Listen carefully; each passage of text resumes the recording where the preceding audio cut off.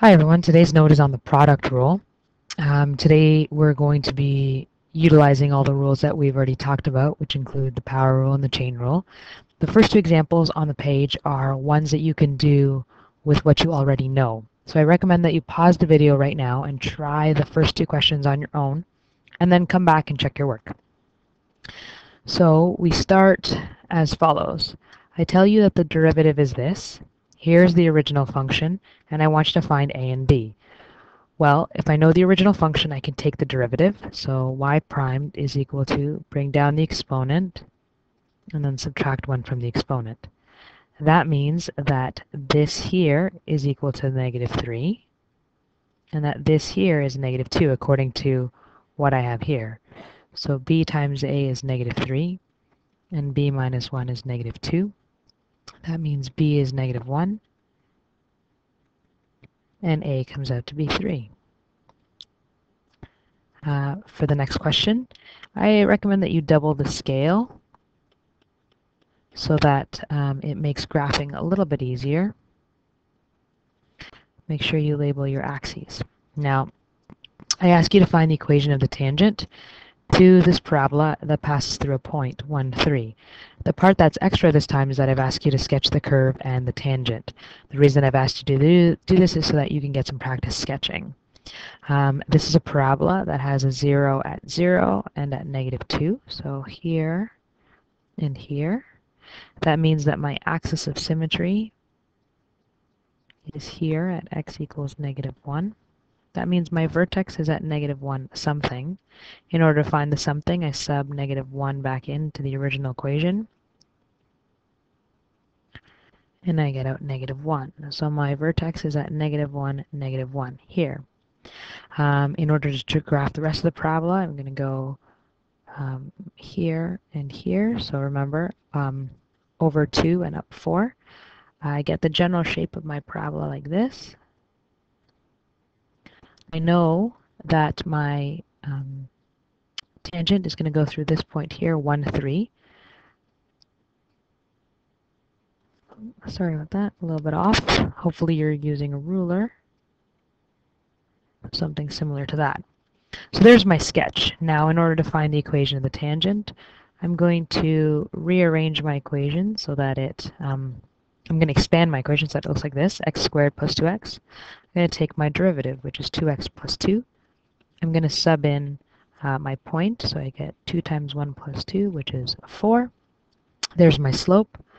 I'm going to find my equation of my tangent line using whatever form I want here, whatever method. And my answer is 4x minus 1.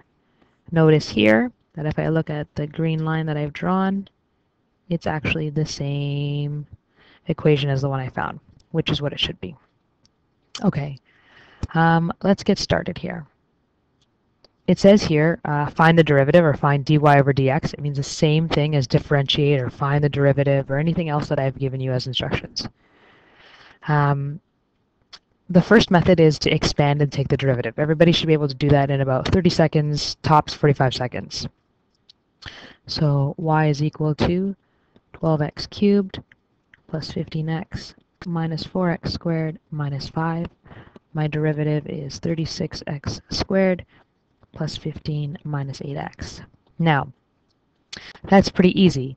And the reason that I would expand and take the derivative here is that if you look very carefully on the brackets, right here, the exponent is 1. If at any point in time the exponent is more than 1, so for example 2, 7, 45, doesn't matter, I'm going to use the product rule.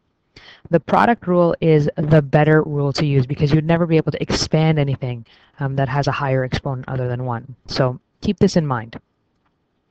The product rule has the formula that's given here. It says f primed of x, so capital F primed of x, otherwise known as y primed, is f of g times g primed of x plus g of x times f primed of x. So in the equation that we just did, this is f, and this is g. In your formula booklet, it actually uses u times v prime plus v times u prime. I think that's a little silly personally because the letters look really close together and you can't really tell which is which, and in a testing situation or an exam situation you might mess up. So I think F and G are a little bit better to use. Again, it doesn't matter to me, but it's a good skill to have here. So let's try it, and we're going to try it with the example we just did, so we already know the answer. And we're going to fill out this table. This table right now, for the purposes of today's note and the future notes that we're going to do for the next couple, I'll put in. However, I won't put it in on the test, and I won't put it in on the exam, that's for sure. However, you are able to make your own. It's simply like a cross table. It says f of g, g of x, f primed of x, and g primed of x. So let's fill it out. F of x is 3x minus 1, and g of x is 4x squared plus 5. Take the derivative of f, and you get 3, and take the derivative of g, and you get 8x.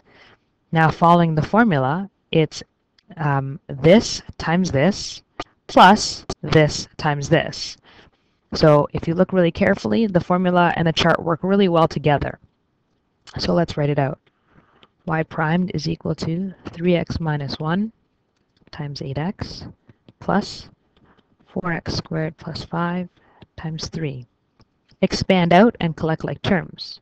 You get 24x squared minus 8x plus 12x squared plus 15. You'll get 36x squared minus 8x plus 15. If you look really carefully, it's the exact same thing, a different order, but the exact same thing as you got in method 1. So you know you're right. Okay, so here is the note. I've already mentioned this, but I'm going to read it again. It says sometimes it's easier to expand first and then use the power rule instead of the product rule. So take a moment to analyze the question before you jump right in and do it. Make note of higher exponents. The higher exponents outside the brackets usually signify that you should use the product rule. So looking at example number 2 and example number 3.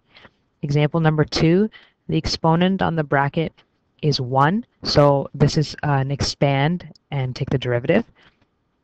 Example number 3, the exponents on the brackets are much larger, so we're definitely going to use the product rule. So keep this in mind, it's very important. Okay, so example number 2, give it a try, 30 seconds to 45. That's 3x squared minus 6x cubed plus 2 minus 4x. Take the derivative, which is 6x minus 18x squared minus 4. And you're done.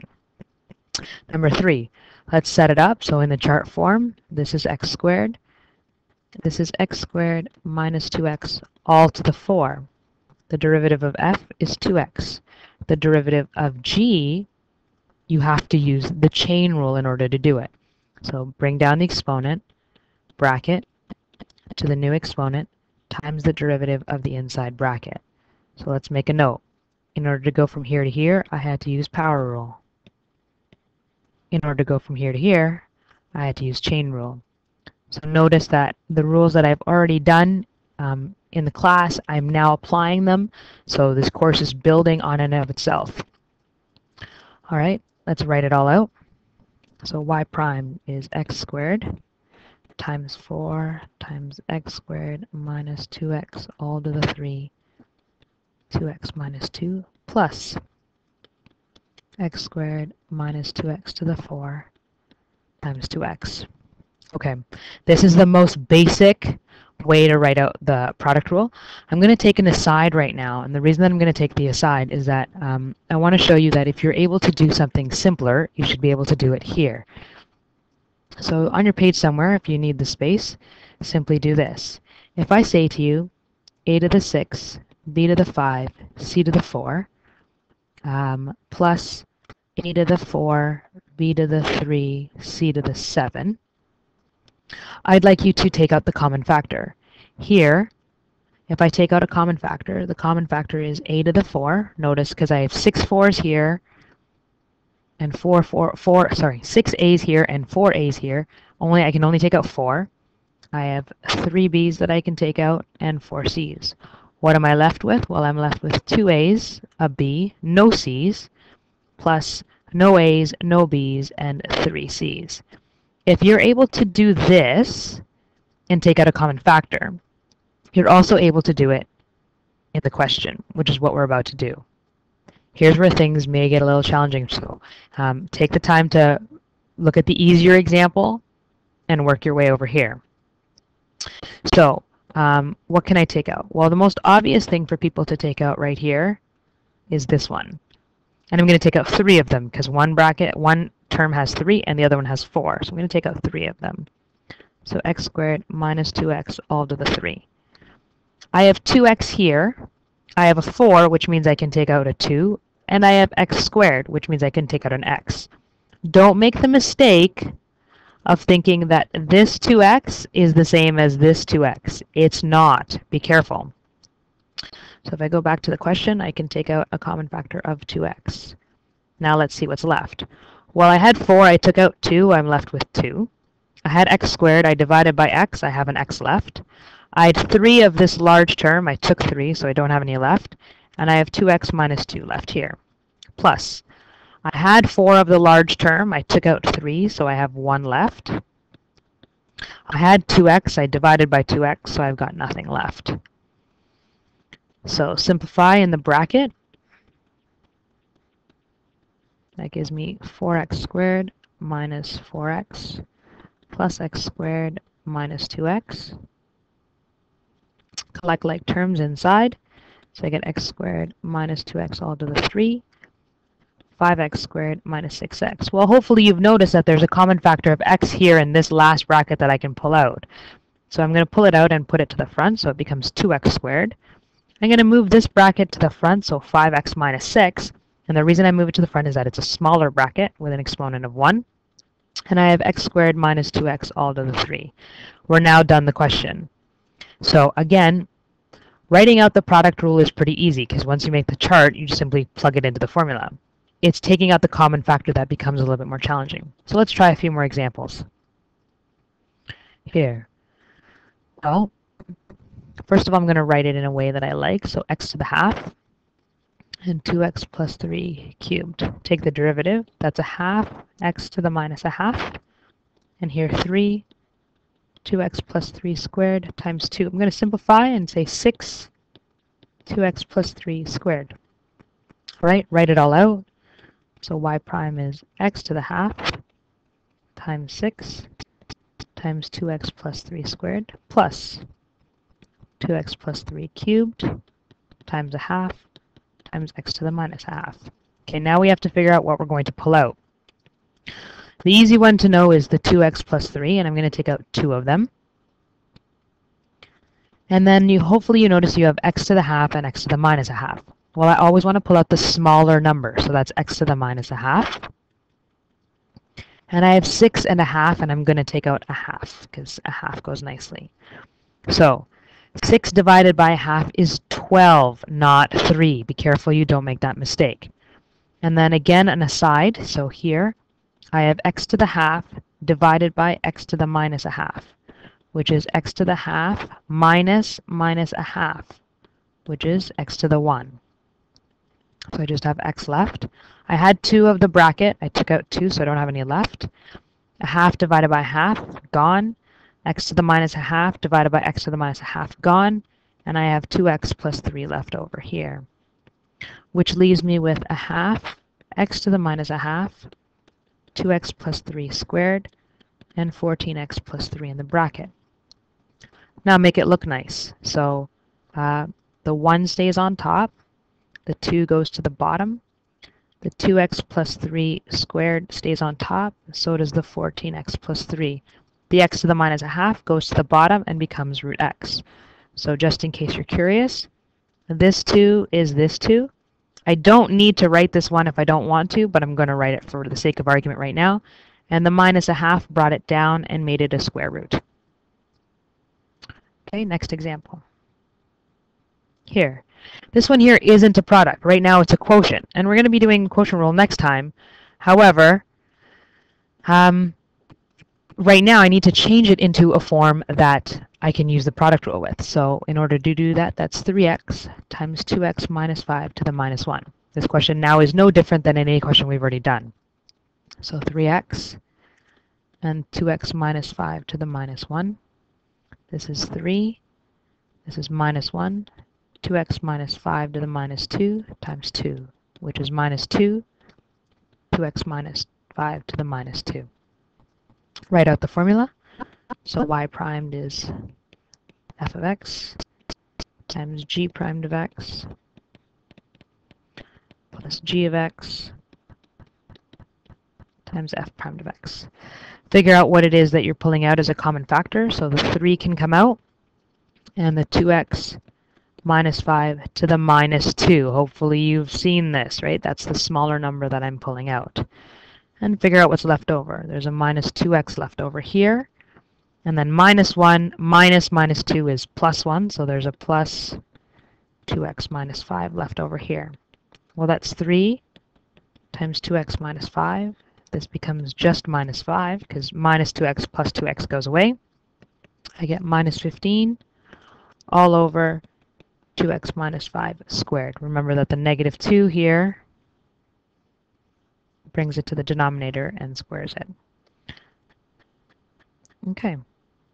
Last example for the day. Try it out. Notice I've put in an equation of a tangent line, and I've told you specifically to use the product rule. So in this case, if you look really carefully at the question, the exponent on the question is simply 1. Okay? So the easier way to do this was to actually expand and take the derivative. A lot simpler. However, I'm telling you I want you to use the product rule. Very rarely will I tell you which rule I want you to use, but for the purposes of today's note, this is what I'm saying. So, fill out the table. Take the derivative.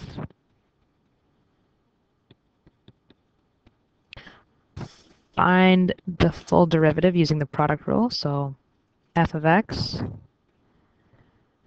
times g primed of x plus g of x times f primed of x. Expand and collect like terms. So you get 5x squared minus 40x cubed minus 2 plus 16x plus 10x squared minus 40x cubed. Collect like terms, you get minus 80x cubed plus 15x squared plus 16x minus 2. There's my derivative. In order to find the equation of the tangent line, I need to have a slope, so let's find the slope. So y prime at the point they give me is 1, negative 9, so sub in 1. That's minus 80 times 1 cubed plus 15 times 1 squared plus 16 times 1 minus 2, which is minus 80 plus 15 plus 16 minus 2, which is minus 51. And there's my slope, and I have the point, so minus 51 over 1 is y plus 9 over x minus 1. It's minus 51x plus 51, y plus 9, and y is equal to minus 51 plus minus 51x, sorry, plus 42. And there's my final answer. This is the equation of the tangent. Most people in reading this question would stop here, because all they've done is they've been so used to just taking the derivative that they're going to take the derivative and not finish the question. The question asked for the equation of the tangent, so be sure to do what the question asks you to do. All right, hopefully you've gained a better understanding of the product rule. Both classes should be back up to speed right now, and we'll start on the quotient rule next class. Please make sure that you tackle the homework. If you have any questions, please be sure to come in and see me for help. Thanks so much.